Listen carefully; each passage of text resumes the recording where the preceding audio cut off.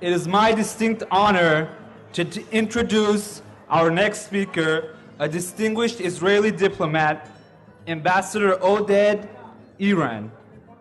Dr. Eran assumed the position of Director of the Institute of National Security Studies in July 2008, following a long career in Israel's Ministry of Foreign Affairs. From 2002 to 2007, he served as Israel's ambassador to the European Union and NATO. Prior to that, he served as Israel's ambassador to Jordan and headed Israel's negotiations team with the Palestinians between 1999 and 2000.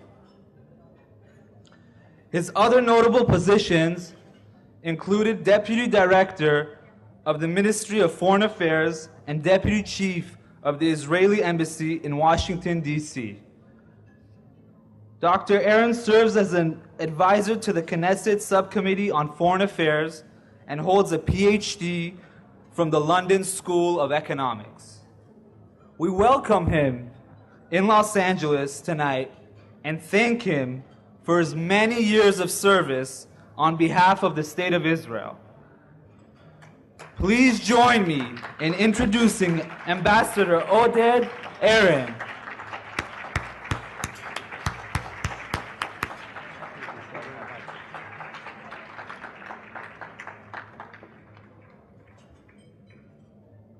Thank you for the introduction. My name is Eran, not to be confused with Iran. I want to thank Sam for the invitation on a very short notice. He learned only last week that I'm coming, and he was inviting me, and I obviously, now I understand that I did the right thing by accepting the invitation. I was very moved by what I saw and what I heard. I also want to congratulate my young colleague from the Ministry of Foreign Affairs, our Consul General here,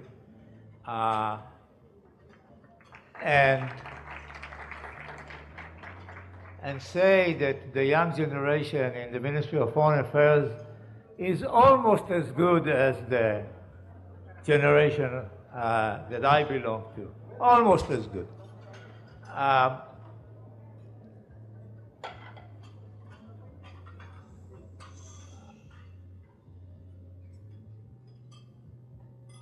30 years after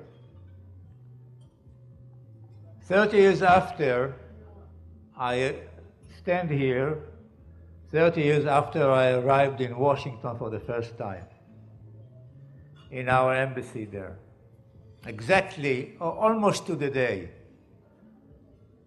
And if you think that today the relations between President Obama and Netanyahu are bad, I will take you to the 30 years before, when I first arrived in Washington. The skies were falling, basically. We said no to the sale of the planes to Saudi Arabia. We bombed the Iraqi nuclear reactor, and the US administration at that time didn't like it. We applied the Israeli law in the Golan Heights, and the administration didn't like it. We applied the law of Israel to Jerusalem in 1981, and the administration didn't like it. We entered Lebanon in 1982, and the administration didn't like it. And we were almost at war. And after serving in our army in Lebanon for 6 weeks, I came out and I went to Washington, and as I said, the skies were falling. And two guys whom one you heard today and one that you're going to hear, were elected in the same year to Congress, Howard Berman and Mel Levine. Now, I hope that what I'm going to say will not get me into a fist fight, not in the Valley, and not here, and not in Jerusalem. And I'm not a diplomat anymore. I'm a former diplomat, so I can feel free. But I don't want really to interfere in U.S. elections. But I have to say, for the two of them, and mostly for Howard Berman, who continued to stay to serve in Congress, not Parliament, but in Congress, for ever since 1982. If we have the sort of relations that we have today, and our Consul General described some of it, if we have them, it is due to efforts, time, investment, thinking about Israel-US relations that Howard Berman put into the relations. He is the bedrock of the relations. And I simply hate to see the Israeli-US relations suffering from the fact that he won't be there. That is as much as I would like to say about Howard Berman. And I'm sorry that he's not here tonight, but he really deserves our support. And Howard is the brains behind a very important legislation that we all speak about, and that is the Iran sanctions. Now, after retirement, as you heard the introduction, I wish my mother could hear this introduction, my late mother. But after retiring from the Foreign Ministry, I went to this Institute for National Security Studies. And we do a lot of work on the Iranian file, the Iranian issues. I came to Los Angeles after having conversations in other places in the United States, which will remain nameless. And my distinct impression is that there isn't going to be soon a military operations against Iran. My impression, not an Israeli one and not an American one.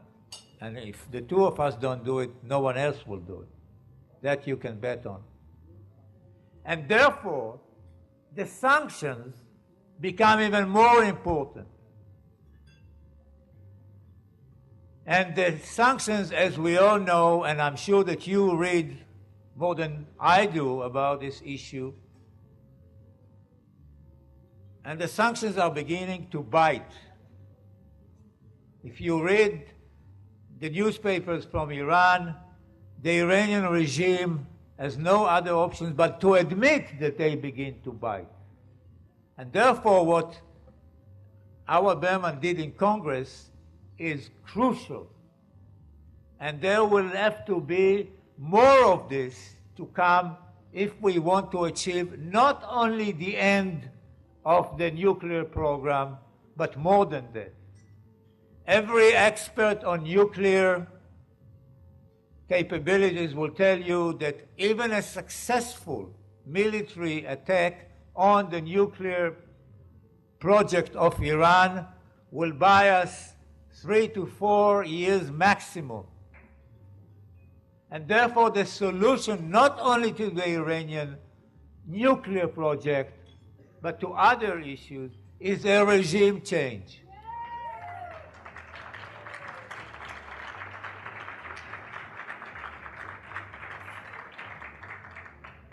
If we want to be sure that it will take more than 3 to 4 years, if we want to make sure that Iran stops meddling in the affairs of Lebanon, of the Palestinians, and others in the region, the only way to do it is really cause a change from within. I don't believe that you can cause a change from the outside. It's the people themselves who will do it. They need our help, they need your help, and this will come. I served, as the introduction said, once again, as Israel's ambassador to Jordan. I know something about the Arab world.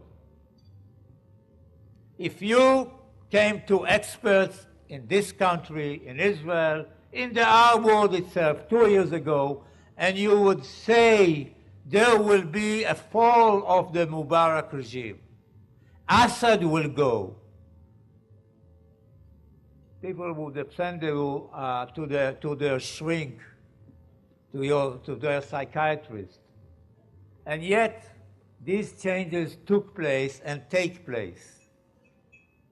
And if Assad goes, and it's not a question, sorry, it's not if, it's when Assad goes, this will be a great change in the Middle East, a big failure for Iran, and a big strategic assets for Israel. So everyone who tells you that Israel is behind Assad or Israel doesn't mind Assad staying is absolutely wrong. Now,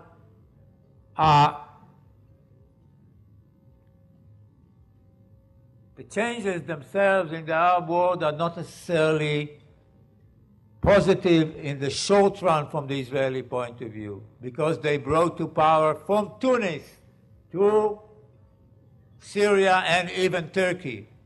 They brought the rise to power of fundamentalist regime, Muslim fundamentalist regime. This is a serious strategic change which is not necessarily in the short run favorable to Israel. In the long run, people who can decide for themselves what is good for them and what is bad for them will eventually accept the existence of the State of Israel and will see the benefits of cooperation with the State of Israel. This will take time. And as all the speakers here, as I understand it, and I heard once again our Consul General speaking about this, and rightly so, these are challenges that we will all have to face, because it's not only in Israel itself. When you see what happens in Europe in terms of the rise of anti-Semitism, and even to some extent not the same in the United States on the campuses. Sam, I'm finishing, it's okay. I see Sam is very worried about the time, and I think that when you sang in the beginning of the evening, you sang "Stand By Me," I would have liked to hear the song "Let's Stand By Each Other." Thank you very much.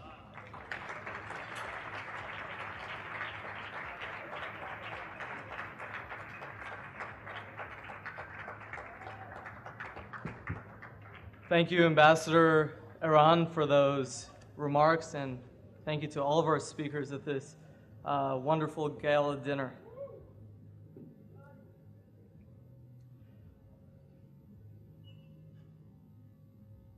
By 1978, revolutionary winds had begun blowing over Tehran, and much of the city's population was rife with anxiety. Varying degrees of hope, fear, and expectation pervaded the public square. What was going to come next? My dad, at the time in his late 20s, had returned from his studies in Chicago to care for a bereaved family. He had just recently lost his father and was counted on as the sole breadwinner of his family. After a hard day's work, my dad returned to the tiny apartment he shared with his mother and two sisters to find their belongings scattered across the floor. Everything was gone. Seeking justice, he went to the local authorities. Now, what came next has been seared into my father's mind as his most haunting memory of the revolution. Aghay Yadagaran, we know who committed this crime, but there is nothing we can do. You are a Jew. It is no longer safe for you to be here.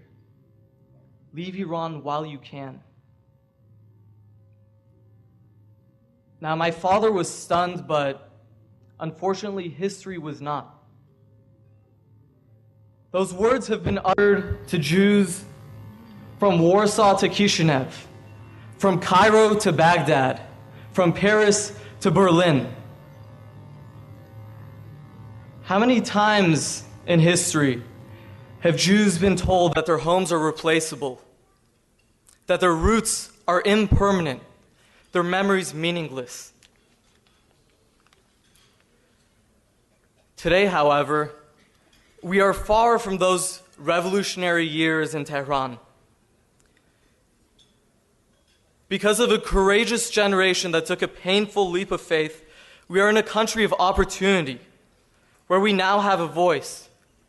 A country where 40 young Iranian American Jews can come together and mobilize their community.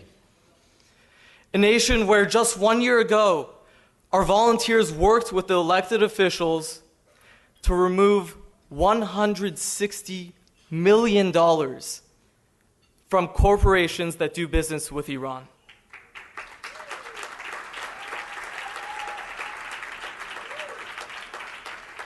We remember the lessons of previous generations and realize that our voice will only be heard so long as we are active in civic and political affairs. Now, if you leave here tonight with nothing else, internalize this. History will judge us for what we did or did not do to ensure that the words of Khamenei and Ahmadinejad do not become reality. As Americans, our duty is to make our concerns plainly understood by the elected officials entrusted with responding to this threat. This starts with signing the petitions that have been enclosed in your conference packets, which the Obama and Romney campaigns will both receive. We as a community are fortunate to have access to this nation's top policymakers. In a moment, high-level Jewish representatives from both presidential campaigns will be taking the stage to deliver important messages. Regardless of which party or which candidate you choose to support, it is incumbent upon each and every single person in this room and in our greater community to exercise our right to vote and to stand up for what we believe in, if for no other reason than because our parents and our grandparents had no such rights. Our next speaker, the Honorable Mel Levine, represented Los Angeles in the United States House of Representatives from 1983 to 1993. For nearly 4 decades, Congressman Levine has been intricately involved in Middle Eastern affairs and has been an ardent supporter of the U.S.-Israel relationship. A graduate of Beverly Hills High School, like many of you in this room, Congressman Levine is now a partner at the law firm of Gibson Dunn, serves on the board of directors of the Pacific Council on International Policy, and previously served on the board of AIPAC. Congressman Levine campaigned for President Obama in 2008, and to this day he maintains close contacts with the White House. It is with great honor and deep respect that I welcome a distinguished friend of our community, the Honorable Mel Levine.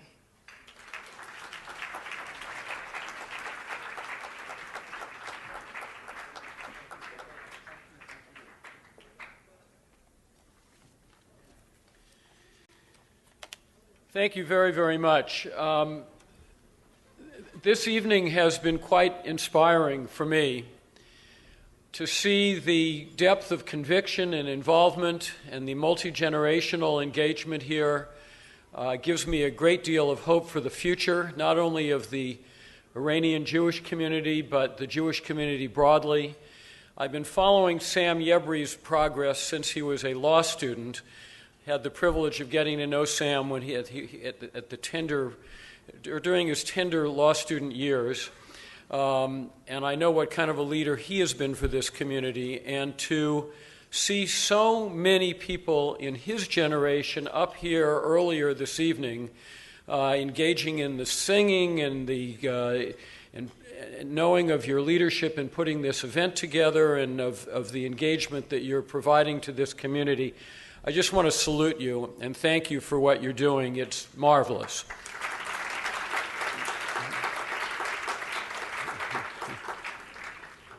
I'm also very pleased to be able to follow my dear friend Oded Eran. 30 years ago, as he indicated, we met each other in the halls of Congress, and in the last 30 years, that friendship has enriched my life, and he and I have conspired in more ways than either one of us should probably admit with regard to the U.S.-Israel relationship and a variety of other more personal activities. I was told when I was invited to be here tonight representing President Obama that this would be a hotbed of Obama support.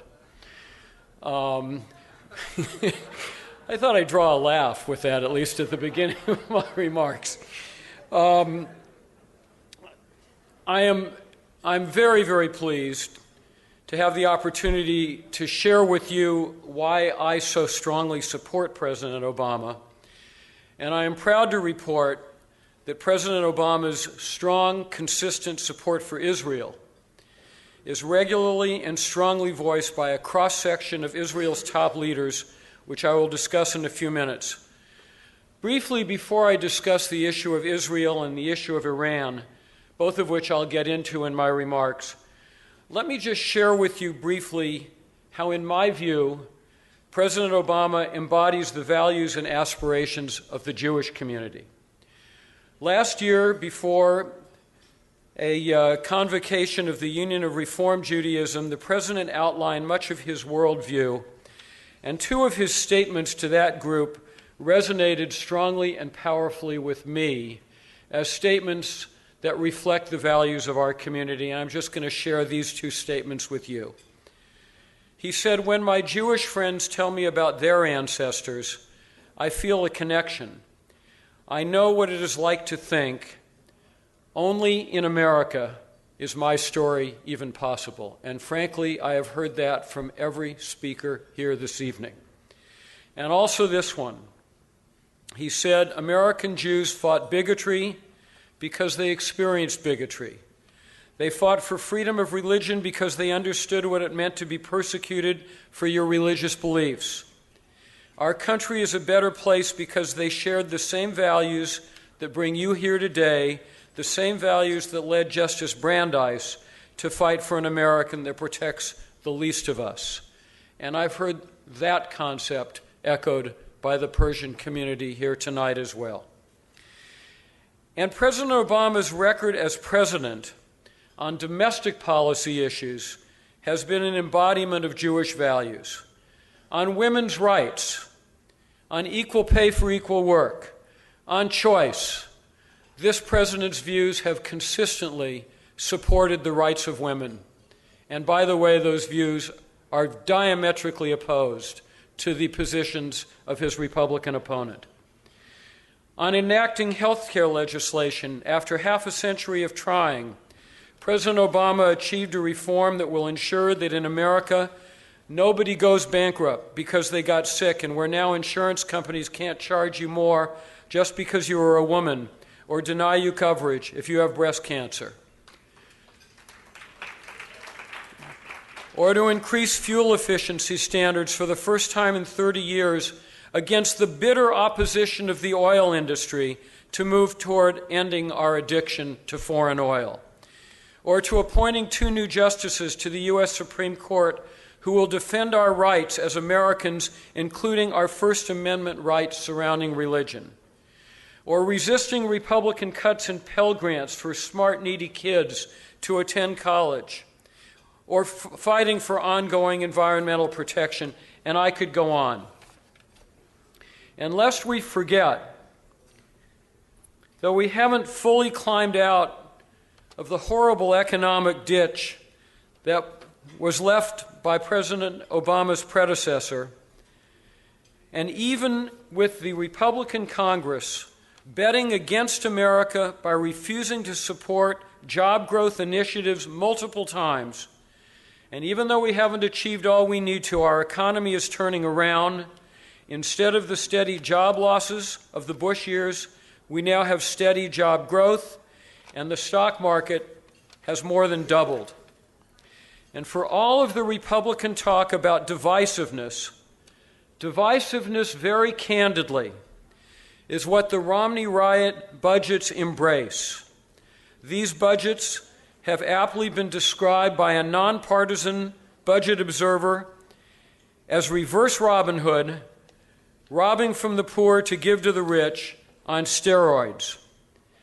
One can argue about the proper level of taxation, but it is astonishing that the Romney and Ryan budget would add to the debt that they decry by cutting taxes for the wealthy even more, slashing needed social policies and safety nets, and increasing the burden on the middle class.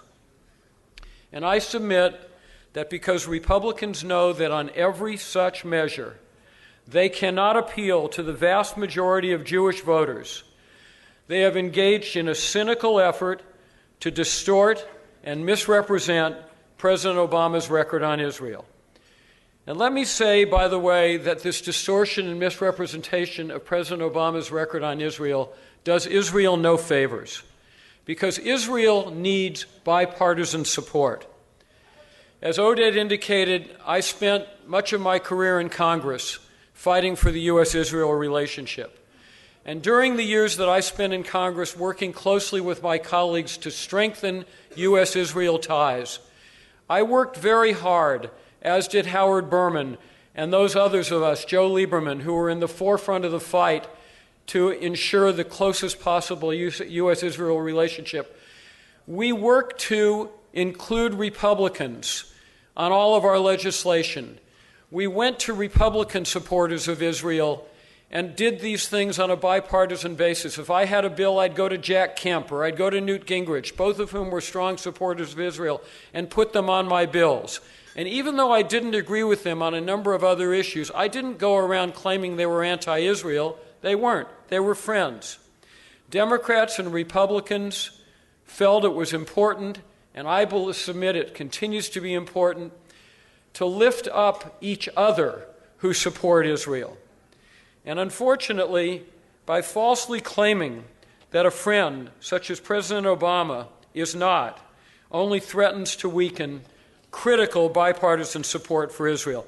Let me also say personally that even with Barack Obama's superb domestic policy record, if I were not convinced that President Obama was a strong supporter of Israel, I could not support him for president. By every measure, President Obama has provided Israel with extraordinary support, some of it unprecedented. Ehud Barak, the defense minister, has said on repeated occasions, President Obama's leadership has led to unprecedented security cooperation between the United States and Israel. Governor Romney says he would increase security cooperation. He's asked how.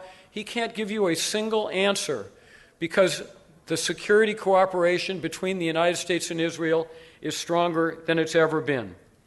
I would also say that Governor Romney says he would be tougher on Iran, but when he was asked in a recent interview what would his red line be, he said, stopping Iran from getting a nuclear weapon. When the interviewer then followed up and said, is that the same red line as President Obama? Governor Romney said, yes. Just a comment or two on the unprecedented defense cooperation, which has been praised not only by Israel's political leadership, but across the spectrum by Israel's military leadership and security leadership. This president requested $205 million for Iron Dome in 2010 and another $70 million more in 2012, more than any prior administration, and he more than doubled assistance for David Sling, dealing with medium-range and longer-range ballistic missiles, from $52 million to $110 million. On Iran, we have multinational coalition sanctions for the first time. It's fine to talk tough about Iran, but it's more important to Israel and to the United States to convince other countries, which President George W. Bush could never do, despite the rhetoric, to join in broad, tough, multilateral sanctions, which are now deeply biting into Iran. Let's be very clear. In 2008, at the end of 2008, when this president, just before this president took office, President Bush, although he had talked very toughly, was unable to obtain any sanctions against Iran. No sanctions were in effect. Iran was rising for a variety of reasons, including the United States war in Iraq. Subsequently, as a result of this president's ability to enact both sanction legislation in Washington and through very tough negotiations to get a United Nations security resolution which provided the vehicle for the European Union and Japan and South Korea now to engage in multilateral sanctions against Iran. Iran's economy is badly damaged. Iran's currency has been plummeting. Iran is isolated. Obviously, the job isn't done. Obviously, more remains to be done. But this president has been effective in a way that nobody before him was able to do in getting increasingly crippling, biting sanctions on Iran. And it's true that there were times in which he held up some congressional action on sanctions. Why did he do that? He did that to get a broader multilateral coalition to get sanctions which would really be crippling. U.S. sanctions alone aren't going to do the job if the rest of the world is not sanctioning Iran at the same time. Others will fill the void. Obama did what Bush was unable to do. He got Russia and China to go along with the United Nations Security Resolution, and even though Russia and China haven't been doing nearly as much as we would like, that Security Council resolution will open the door for the European Union and other countries to sanction Iran. And by the way, as I mentioned a moment ago, again, when Romney was cross-examined on what's your red line, he said, essentially, it's the same as Obama's.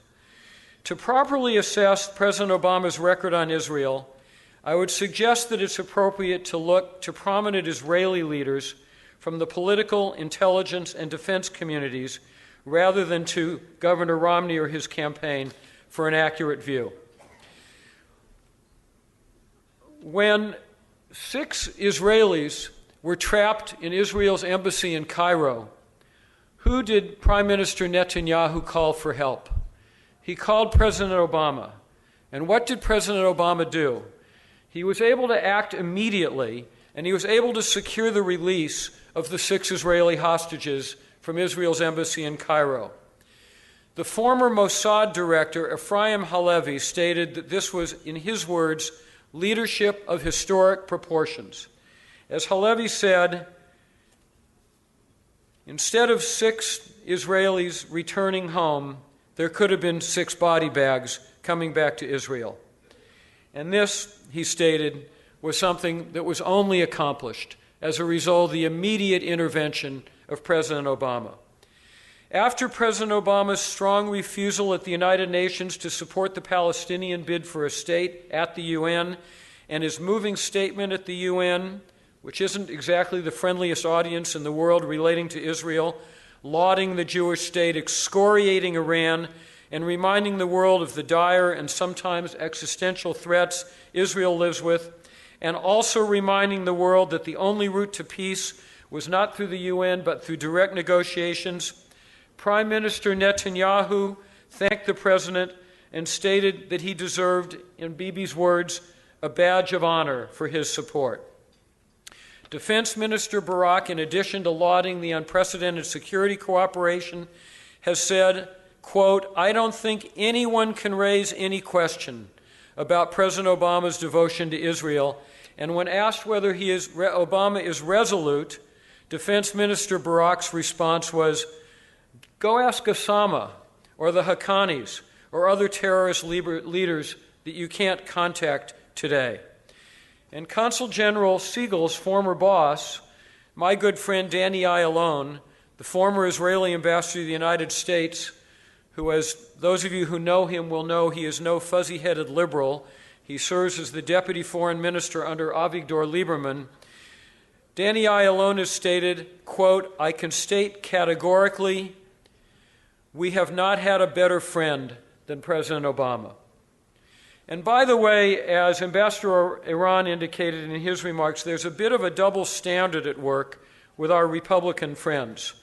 I feel that a particular op-ed by an Israeli columnist, Chemi Shalev, said it very well when he said in an article in Haaretz, "If Obama treated Israel like Reagan did, he'd be impeached." And I will just quote briefly from this op-ed. He writes, "Imagine if Israel would launch a successful preemptive strike against a country that is building a nuclear bomb that threatens its very existence, and the American president would describe it as a tragedy.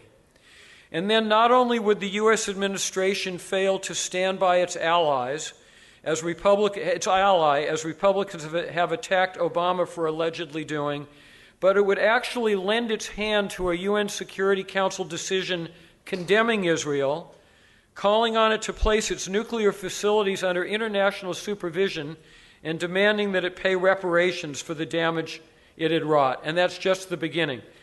Can you imagine the uproar? This was Ronald Reagan, quite the opposite of Barack Obama and Israel.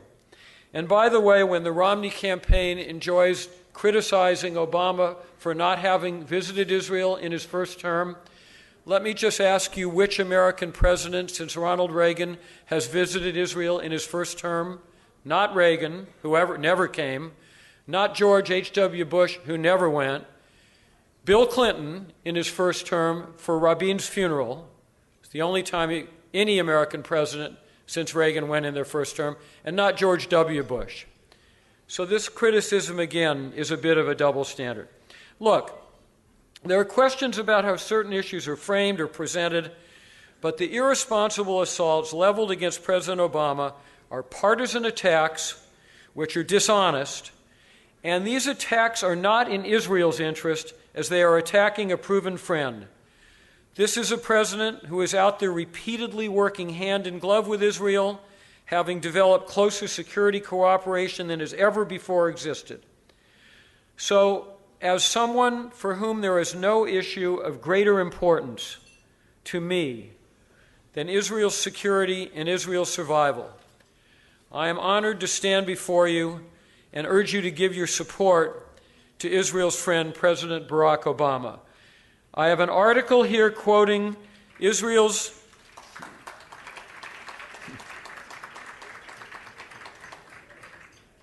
In closing, I have an article here quoting Israel's former intelligence chief, Major General Amos Yadlin, that Obama, in his words, is the best ever president for Israel.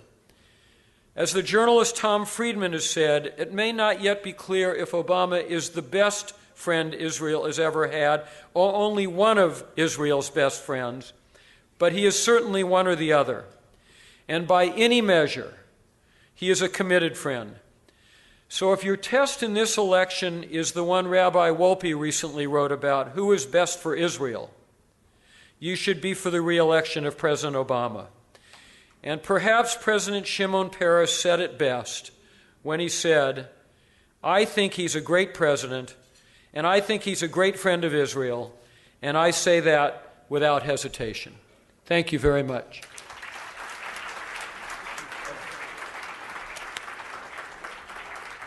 Thank you, Congressman Levine, for those very compelling remarks. It is now my pleasure to ask a great friend of 30 Years After, and a great community leader, Shahla Javdan, the president of the Iranian American Jewish Federation, to introduce our distinguished Romney representative, David Javdan.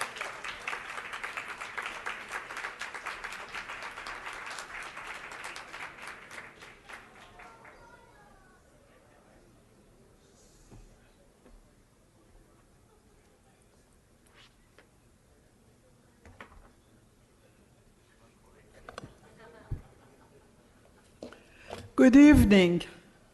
درود بر همگی دوستان عزیز.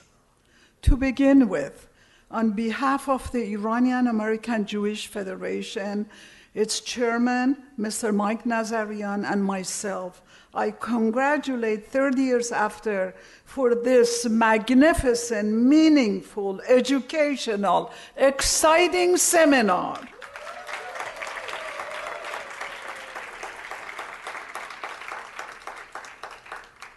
Your efforts are a source of pride for our community and a measure of brilliant future, a messenger of a brilliant future being ahead of us. You are our future today.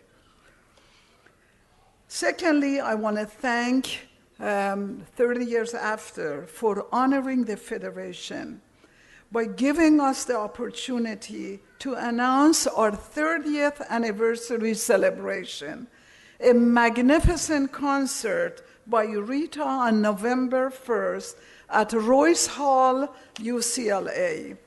Rita, the Persian-born Israeli pop star, has become more than a new international phenomenon. Wall Street Journal, Rolling Stone magazine, CNN, and other influential media have hailed her new Persian CD and called her an ambassador of friendship due to her honoring her roots. Dear friends, 30 years ago, when our parents, driven from their ancestral home, landed in a new and unfamiliar surroundings, different culture, different language, Iranian American Jewish Federation was there to offer a helping hand. And 30 years later, it still continues to serve our community's needs, and it really is a safety net for us. So all of us are invited to join in and celebrate this milestone anniversary together. Special discounted tickets, group tickets, are only for members of 30 years after. They could be purchased upstairs or from Jewish Federation's office or UCLA box office and Ticketmaster and all that. So now, at this time, it is with much pride, love, and honor that I'm going to introduce to you our final keynote speaker, my son, David Javdan, who he flew in from Washington, D.C. today at noon and will be returning home after this program because of the honor and the respect he has for this group. David Javdan is a partner and managing director with Alvarez and Marsalis in Washington, D.C. and New York, and an advisor to the Romney-Ryan presidential campaign. Thank you. A former legal executive and federal and state financial regulator, Mr. Javdan was appointed by President George Bush to serve as General Counsel of the United States Small Business Administration.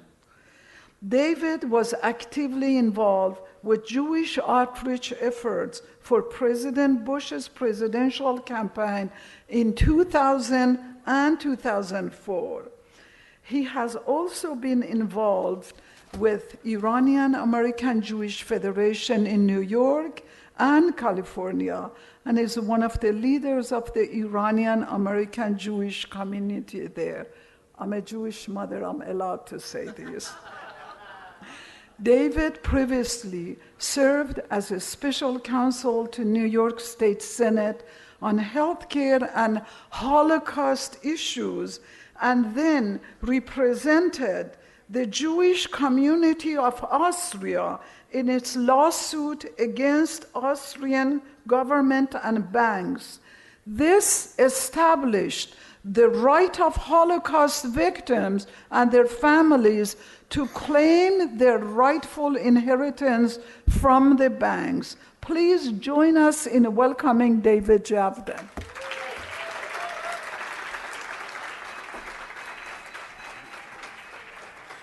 Thanks, Mom.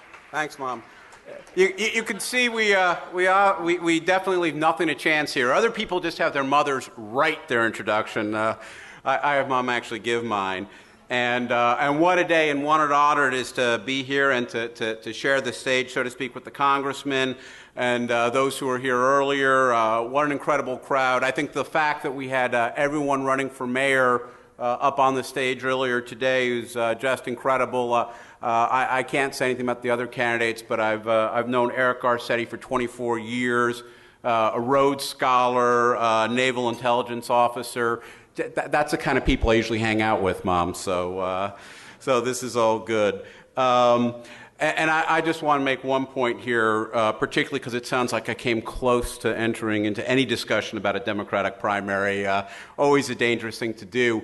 My point being here today really is to speak from the heart to our community about why I feel that we should be supporting Governor Romney, and to me it really is about our community. You might ask why I'm here. You might ask why I got up at 6 a.m. only to be yelled at by my 5-year-old because I wouldn't be taking her to a birthday party today. Not hers, but someone else's. And why I am hopefully catching a flight back in an hour and 25 minutes to New York.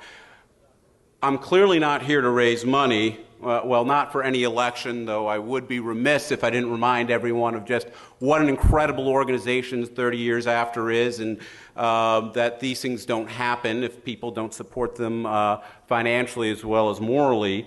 And as for your vote, look, I want your vote. The Romney campaign is asking for your vote.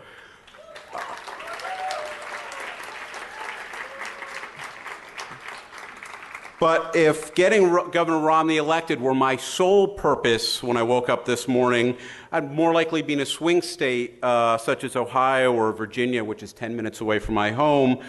I'm an optimistic guy. California might be a little bit of a stretch in this election. So why am I here? I'm absolutely here because of 30 years after, but also because of what happened 40 years before. As my mother mentioned, I represented the Jewish community of Austria in its Holocaust-era lawsuits, which we were successful in the Supreme Court. And I got a close look at that era, and I think it's important for us to compare what happened in 1939 versus 1979. In 1939, members of the American Jewish community knew what was going on. They tried, but they could not get their voices heard. Contrast that to 1979, when activists, including my mother, literally camped out at our local congressman's shop. We were very fortunate that he was the co-chairman of the ad hoc committee on Soviet jewelry, and frankly, he was kind of a pain in the neck. A lot of other politicals we'd talk to would say very nice things and that they feel our pain, but he was a little bit tough. But why was he tough? Because he was actually going to do something about it, to the extent that literally one of his aides got stuck in Iran when the embassy fell, because he was in Iran trying to get our uncle, many of you know, Dr. Melamed, out of Iran. And that meant a lot. And so that's why I came up here, because it is absolutely important, Republican, Democrat, I urge that each one of you stand up and be counted and stand up and be involved.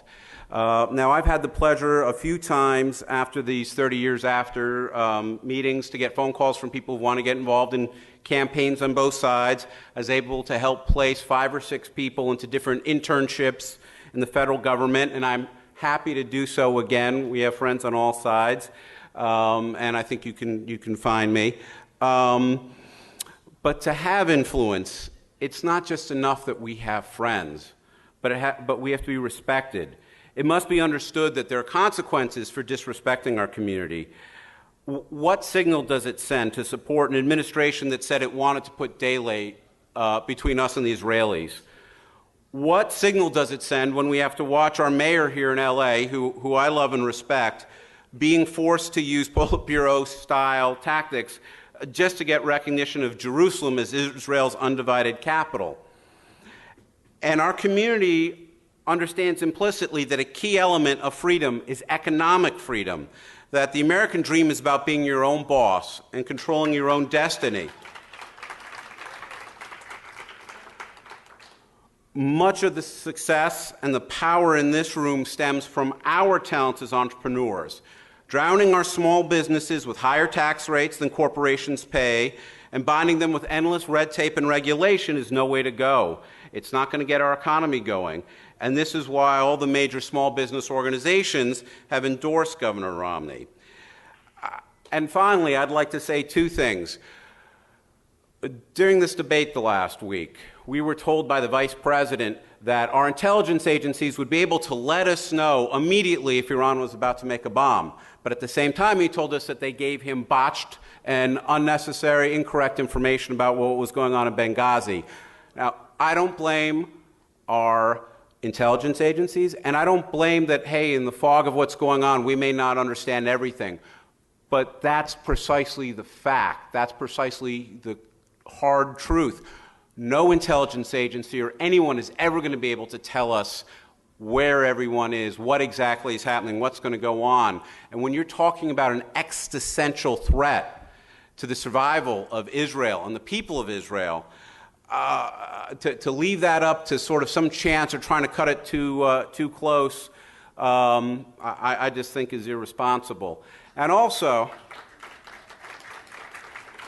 with all due respect to some things being said, it is important to have bipartisan support for Israel and to work for bipartisan support for Israel. But that doesn't mean that we don't have the ability or there's something wrong with us saying that we believe things aren't being done the wrong way and they're not being fair.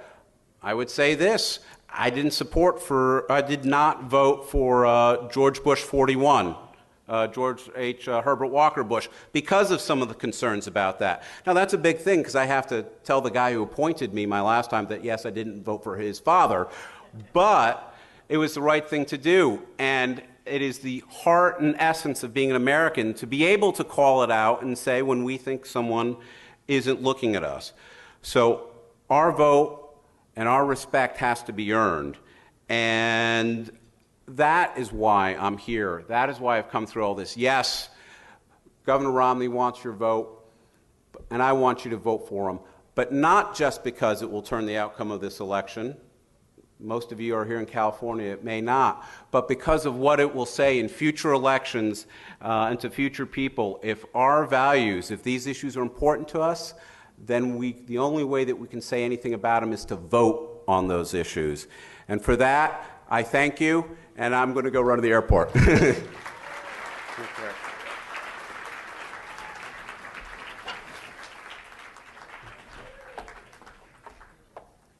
Thank you, David. Thank you all for joining us tonight. It feels very rewarding seeing our community come together as one. And I want to take a moment to encourage our younger generation to get involved and experience this sense of accomplishment. Please see any of us board members to get involved. Ask us how you can get involved, and please do get involved. The people on this board have dedicated the last 5 years of their lives building this organization and serving our community. This conference shows what a small group of dedicated leaders can accomplish for our community. If it were not for 30 years after, our leaders in Washington, Sacramento, City Hall would not know what issues our community care about. We need more people like the board members of 30 years after in our community. Before we close tonight, we want to formally thank certain leaders of the 30 years after board with an award. I would like to invite up on stage, please come up on stage, Tabby Davoudi, Kash Lalazari, Sanaz Meshkimfar, Sam Simantov, David Cohen, Debbie Farnoosh, Michael Yadagarian, Katrin Malkali, Natasha Behnam, and Nicole Farnoosh and Sam Yebri. And most importantly, our dedicated and unmatched conference chair, Jason Massaban, whose professionalism and attention to detail has made this conference the marvel that it is. Thank you, guys.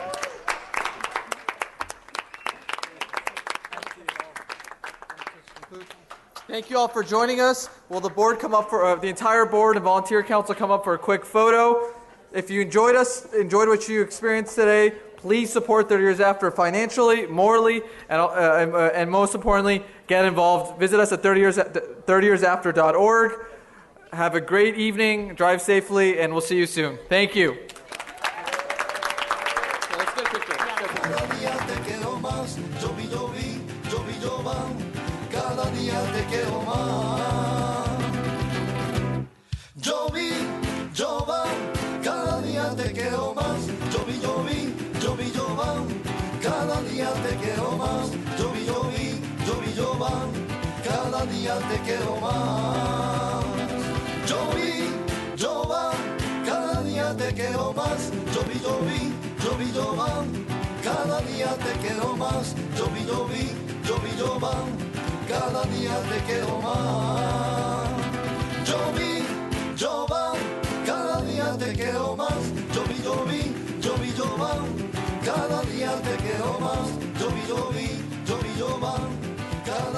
te quiero más.